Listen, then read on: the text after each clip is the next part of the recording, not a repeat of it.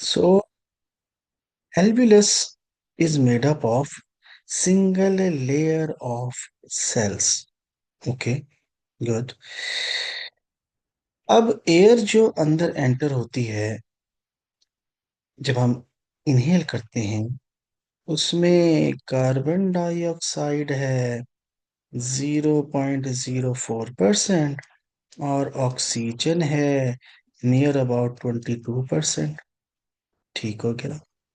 लेकिन उसके इर्द गिर्द जो ब्लड कैपिलरीज हैं, सॉरी, उसके इर्द गिर्द जो ब्लड कैपिलरीज हैं, उन ब्लड कैपिलरीज में जो ब्लड है उस ब्लड में जो कंसंट्रेशन है ऑक्सीजन की वो है लेस।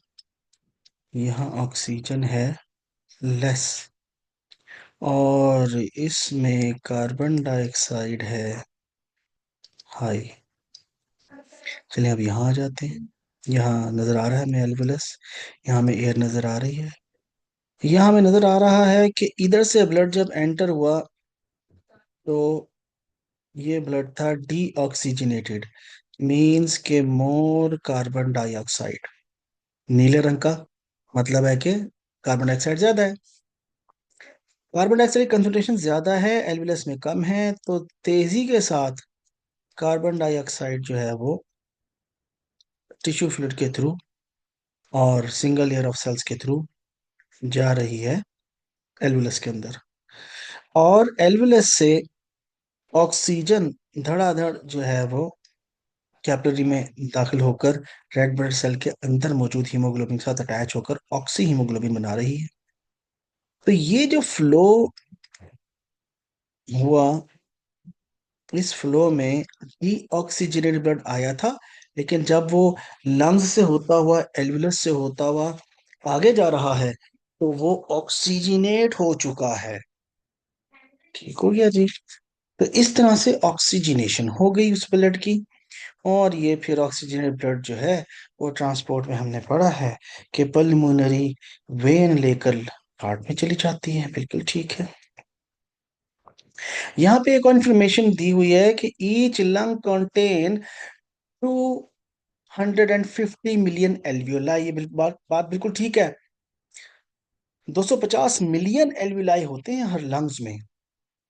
इसलिए जो लंग्स होते हैं वो ऐसे होते हैं जैसे उनके ऊपर कोई बबल्स से हों। Rough surface, surface area to volume ratio बहुत हाई होता है। एब्जॉर्प्शन कैपेसिटी बहुत ज्यादा है। मैंने अभी आपको सरफेस एरिया की बात की थी। अगर इस एक एल्वियोलस को हम काटें और शीट बना लें, आपको अंदाजा है कि आपके दोनों लंग्स के अंदर कितना एरिया है। एक लॉन्ग टेनिस कोर्ट जितना बड़ा एरिया जनाब। हमारे दोनों लंग्स जो हैं उनकी तमाम एल्वियोलाई को अगर काट कर शीट बना लिया जाए, स्ट्रेट कर लिया जाए, तो एक लॉन्ग टेनिस कोर्ट जितना सरफेस है जो फोल्ड होकर इतनी छोटी जगह पर आ गया है, लेकिन उसकी जो एब्जॉर्प्शन कैपेसिटी है वो उतनी ही है। ओके। और नीचे जो डायग्राम है उसमें हमें पकड़ा तो बस समझ आ रही है कि हार्ट जो है वो लंग्स में पल्मोनरी आर्टरी के जरिए भेज रहा है। लंग्स के अंदर एल्वियस के थ्रू एक्सचेंज ऑफ गैसेस हो रहा है, और एक्सचेंज ऑफ गैसेस की वजह से जो है डेफिनेटली ऑक्सीजनेट होकर पल्मोनरी वेन वापसी ऑक्सीजन वाले ब्लड को हार्ट में लेकर आ रही है, और हार्ट उसको बॉडी में भेज रहा है। और बॉडी में सेल्स उस ऑक्सीजन को respiration, cellular aerobic cellular respiration इस्तेमाल करके कार्बन डाइऑक्साइड वाला ब्लड वापस फिर पहुंचा रहे हैं हार्ट में, और ये सर्कल चलता रहेगा। ठीक है। तो जनाब, ये हमारा जो था गैस एक्सचेंज सरफेस था। अगर मैं इसको पहली वाली बात रिपीट करूं कि गैस एक्सचेंज सरफेस जो है, जो एल्वियलस का है, उसमें लार्ज सरफेस एरिया जी बिल्कुल मौजूद है। थिन वॉल्स जी बिल्कुल। देखिए कैपिलरी की भी जो है वो सिंगल लेयर ऑफ सेल है और एल्वियलस की भी सिंगल लेयर ऑफ सेल है। Good ventilation with air, definitely जी। हर वक्त इनहेल करते हुए ऑक्सीजन मैक्सिमम अंदर आ रही है और CO2 को वापस बाहर लेके जा रही है। गुड सप्लाई ऑफ ब्लड, मैंने अभी आपको बताया और दिखाया भी था कि जनाब जो हर एल्वुलस है उसके इर्द गिर्द थिक क्लस्टर ऑफ कैपिलरीज मौजूद है। तो वो जो चारों पांचों बातें हमने यहाँ पे दी हुई हैं, जो अभी भी लिखी हुई हैं, इधर आप पढ़ सकते हैं उसको यहाँ पर, कि large surface area, good ventilation and good supply of blood, वो तमाम बातें हमने इसको यहाँ प्रूव कर दिया है। ठीक है।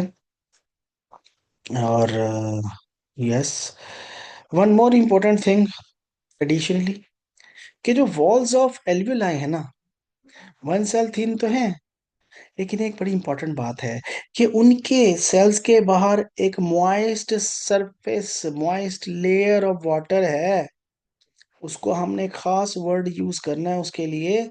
ये जो एल्वियलस है, इसके बाहर यहाँ पर थिन वाटर की एक लेयर है, उसे हम कहते हैं थिन फिल्म ऑफ वाटर।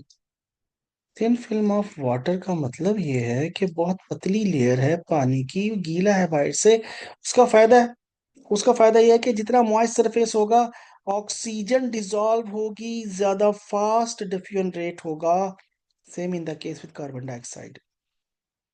और एक और अहम बात, कि ब्लड मूव कर रहा है। आप देख रही हैं कि ब्लड मुसलसल मूव कर रहा है। अगर एक तरफ से आ रहा है तो दूसरी तरफ जा रहा है। ये कंटिन्यूस मूवमेंट की वजह से मैक्सिमम ऑक्सीजनेशन पॉसिबल हो पाती है पूरे ब्लड की, पूरी बॉडी के ब्लड की, इन अदर वर्ड्स। और definitely alveoli, these tiny sacs where gas exchange takes place, there are millions in number, increase the surface area. So this is how the gas exchange take place at the capillary level, at the alveoli level. ठीक हो गया जी। तो आज हमने जो discuss किए हैं, वो मैं आपको बता देता हूँ। हमने आज स्टार्ट किया ह्यूमन रेस्पिरेटरी सिस्टम से, और हमने ये कहा कि जनाब, कि ह्यूमन का जो रेस्पिरेटरी सिस्टम है, उसमें नेजल कैविटी, ट्रैकिया और ब्रोंकाई, ब्रोंकियोल, ठीक है। और उसके अलावा हमने डायग्रामेटिकली भी उसको साथ साथ एक्सप्लेन किया। मैं वो डायग्राम्स नहीं होता, फिर आपके साथ यहाँ पर इसको मैं इरेज कर देता हूँ, और हम वो डायग्राम्स जो हैं वो शेयर कर लेते हैं, ताकि हमारी एक ओवरऑल हमारे पास एक व्यू आ जाए, और क्विक रिवीजन टाइप हम जो है ना इसको लेकर चलते हैं। ये यहाँ पर जनाब, और ह्यूमन का जो है ये हमने डिस्कस किया, तमाम रेस्पिरेटरी ट्रैक को, bronchi, bronchioles, alveoli, ribs, intercostal muscles, ठीक है। और अलहदा से भी मैंने आपको लंग्स का डिटेल जो स्ट्रक्चर है उस पर भी मैंने बात की, और वो लंग्स का जो डिटेल स्ट्रक्चर है वो भी मैंने आपके साथ डिस्कस किया। ठीक है जी। ये भी हमारी डिस्कशन हुई, और फिर हमने function of ciliated cells, how they remove the definitely mucus, the mucus which contains pathogen and dust particles. So definitely we need to remove such mucus, and by the beat action of cilia upward movement, the mucus removed, and push up the mucus toward the nose and the throat, and from the throat it enter in the esophagus, from esophagus to stomach, where acid is present, and acid destroy and kill all the pathogens. Okay ji. So all these things we discussed today. Any question, anything which you want to ask, please बेटा पूछिए। कोई ऐसी बात जो आपको नहीं समझ में आई इस सारे सिनेरियो में? नो सर, आगे समझ। Everything is clear? जी sir. That's great, that's great. तो कल हमने इस चैप्टर का जो है वो सिर्फ ये पार्ट करना है कि जनाब breathing mechanism, inhalation, okay, and exhalation, what happened with the intercostal muscles, what happened with the lungs volume, what happened with the diaphragm muscles, how breathe in and how breathe out. ये हमारा last topic होगा। Difference between inhaled and exhaled air and reason for the differences. We will discuss one investigation as well जो आपके syllabus का हिस्सा है। New syllabus आपका जो 2027 28 29 लाइम वाटर का उसका एक्सपेरिमेंट है।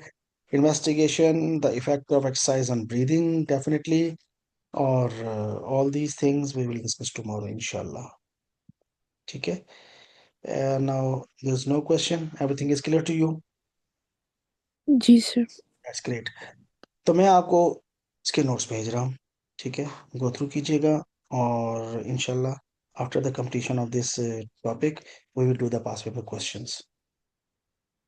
जी। ओके, ओके, ठीक है, thank you very much, Allah Hafiz.